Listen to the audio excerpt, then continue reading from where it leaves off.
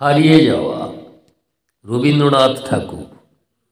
ছোট্ট আমার মেয়ে সঙ্গিনীদের ডাক শুনতে পেয়ে সিঁড়ি দিয়ে নিচের তলায় যাচ্ছিল সে নেমে, অন্ধকারে ভয়ে ভয়ে থেমে থেমে।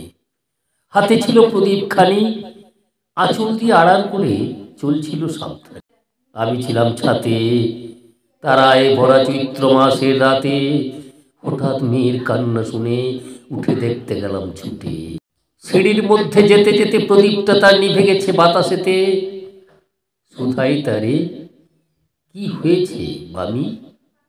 সে কেঁদে কয় নিচে থেকে, হারিয়ে গেছি আমি তারায় ভরা চৈত্র মাসের রাতে। ফিরে গেছি ছাতে, মনে হলো আকাশ পানে চেয়ে।